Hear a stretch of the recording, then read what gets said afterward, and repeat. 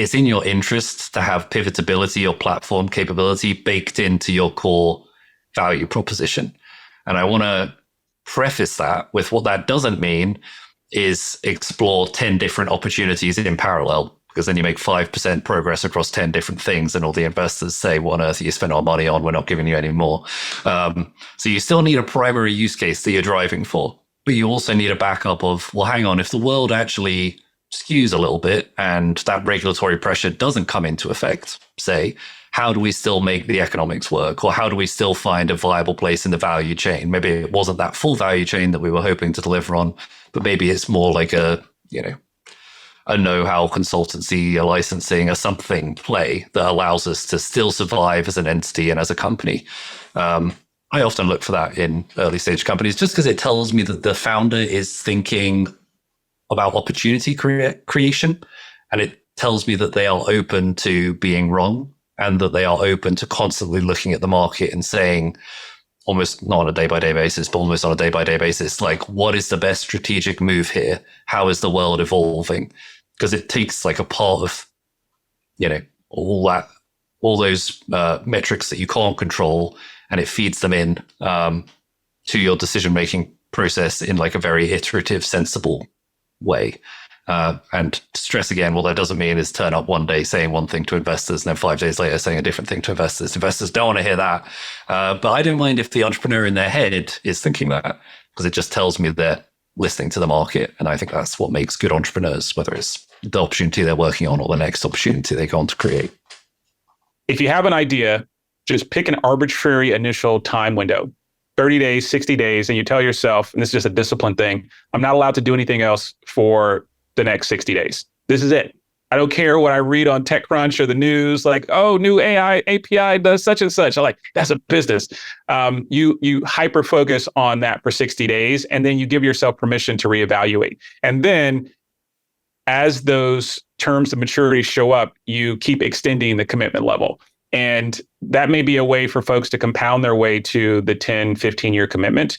It's tricky because if you're going the venture-backed startup route, you're committing to 5 to 10 years of your life, right? To see that thing through, and you're taking there's a fiscal responsibility for the money you're taking from, VCs and their LPs.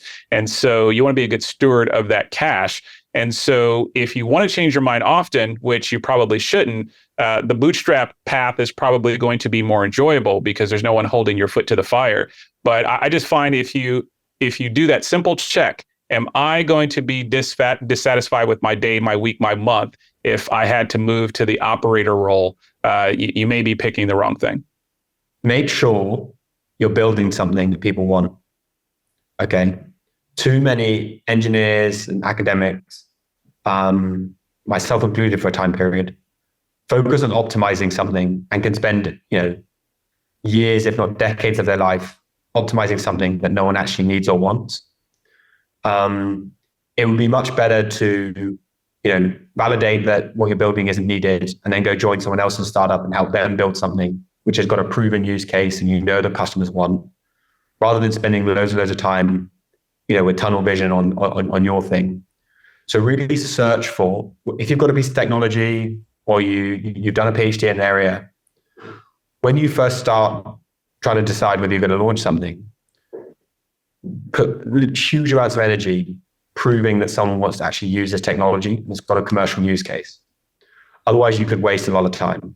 And you don't want to do that because then you're not going to have impact with your technology. You're not going to have impact with your life. Become customer obsessed, especially for the engineer. Go out and aim to talk to 50 customers in the space that you think that you might be impacting with your solution. And this is beyond just robots, because anybody starting a company should do this. If you can talk to 50 people who might buy your product, one, you actually might find a few of them to pay you money, and revenues are the number one thing that keeps a company alive. And two, they're extremely addicting. If you can earn revenue, you can build a business and you'll get pulled down the right path. But two, if you talk to 50 customers, you'll synthesize some thoughts. You'll see that your idea was right-ish, but needs to adapt. You can do the pivot before you've built a year and have to pivot after having burned a lot of money. You can find the thing that matters. And too many engineers who are capable of building amazing things and also are capable of talking to 50 customers are never going to talk to 50 customers. So, like, if you can go do that, you will be, you will outcompete every other engineer who talks to 3 customers, sees confirmation bias, hears what they want to hear, and keeps building what they want to build. So I think that that's a real divide that is accessible to anybody if they put the work in, and almost the scariest thing to do. Business. It's also about how you go to the market. So, the entrepreneur at home that listen to this podcast while they're driving in their car, think about how you're going to sell your product, not only how you're going to solve a problem with that product. Because go to market is probably the biggest and last challenge that you're facing as an entrepreneur. You want to sell your product and sell it massively. And definitely problem solving is helpful when you're trying to solve, when you're trying to sell. But it's not that simple. You want to understand who is the user, how you're going to the market, through which channels, what type of product it is, etc. Right? We have product-led growth, which is very popular in recent years, but it's becoming harder and harder to sell, to succeed with this type of product. So I think it's very, very meaningful to have this type of mentality and mindset. That's always an advice that I give to entrepreneur in the beginning is, focus on the problem, focus on the value to the business, but also focus on the go-to-market and how you're going to sell that. Everyone who has graduated from any university and has some level of knowledge and understanding of the subject matter can, in theory, do the job of an entrepreneur. I don't see any hurdles there. What is really important is to keep that balance between pretty much the tech development itself, the ability to sell it, that's really important as well, and of course to fundraise. And ultimately, I think this where it always becomes a little bit tricky, especially with tech people, is by cliche at least.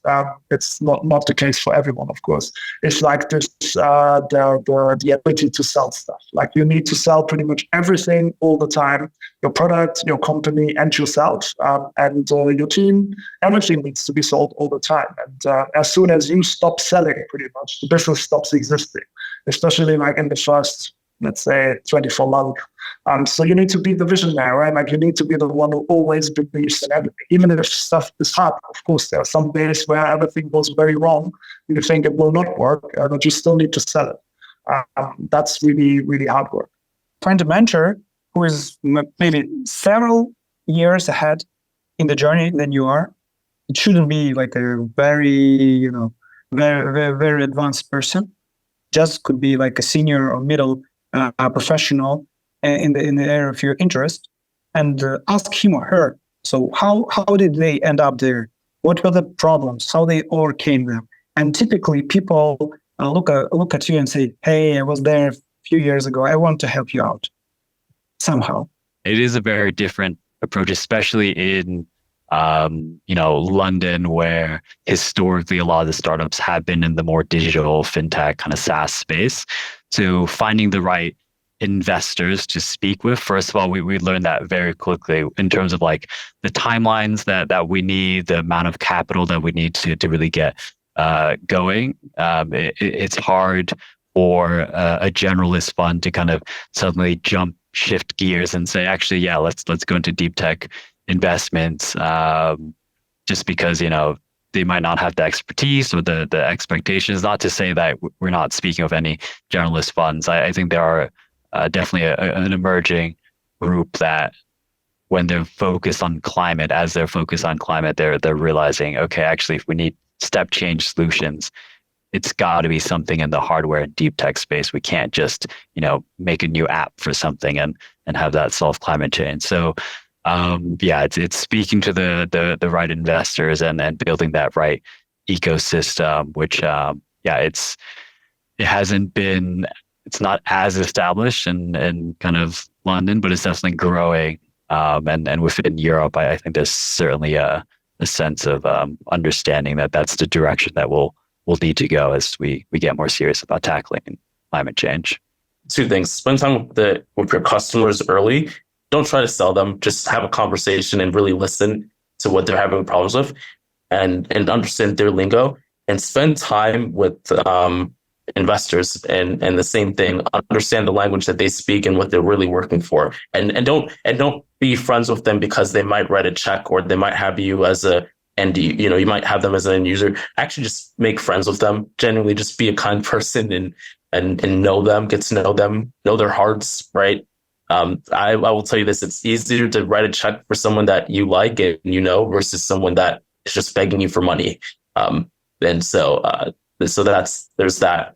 And then lastly, spend time with other entrepreneurs that have been there. Open that network up. It's gonna help you. You don't know who can refer you to things or just give you even better advice than hopefully than what I'm giving you. But go with people who've done it and then formulate your opinions on what entrepreneurism is, because it's this journey is as my investors say, it's at least a 10-year journey. And and none of us know how that journey, all the journey shapes up very specifically for each one of us. So the three things to recap, understand and talk with people in VC and understand who they are. Talk with people that are your end customers. Don't try to sell them. And lastly, like I said, go meet other entrepreneurs and build that network. So ask yourself questions. Why? Because if you ask me a year ago, I wouldn't say that it's high time for me to start a startup, or because even though I had 5 years of experience, and probably I was the same Jane as I am right now, in skills, but only in 6 years, when I asked myself, am I ready now? I had a yes question. And that's the highest level of understanding yourself as an individual. What do you want now? Props, you can work for a startup for 10 years and that can be your answer. And if it's honest, this variant will work out for you. But if the answer is, yes, I want to launch my startup, I would say that don't think about any borders. Forget about them. There is nothing what can limit yourself. And if you want to be a founder of $1 million startup, okay, 1 trillion, that's okay. But that's just a funny example with money. But I'm saying if you want to go to a world round trip, that's possible. And that's the main insight I got before I launched OpsLab. The trigger you asked me before, and that's just now I realized. So the minute I understood that I can do anything, and now I can go for a world round trip, for instance. The moment I understood that, I'm ready to start my own startup. Try to see what you like, what makes you happy on a daily basis, without thinking too much about the risk, because it's 1,000 risk. But and I think that's what scared me at the beginning. It was wow, I like some stuff that will not pay my rent, etc. But just I would say, even between 20 and 30, don't think too much about the risk. Think much more about what you like, because it's so. Well, I'm gonna sound cheesy and extra, but it's when you know what you love, it's so powerful after that. Because even if you have a bad day, if your finances are low, if you have some family issue, some relationship issue, you still keep going just because it's it becomes your safety zone. And this is I think the very powerful, the energy behind about what you love. That's very, very powerful, and it can bring you very far away compared to if you do something that you don't like, or if you don't know what you are doing here, just doing to do some checking box. When you have a bad situation, you will drop very quickly because you're but all my life is shit and this job as well is shit. So, fuck, I want to stop everything. So I think that the thing it's not easy to find what you like. Even me, I'm still looking all the time to refine, okay, maybe I know more of this inside of this, but at least to make the start. And I think not my mistake, but I start to really look by what I like a little lately, I would say.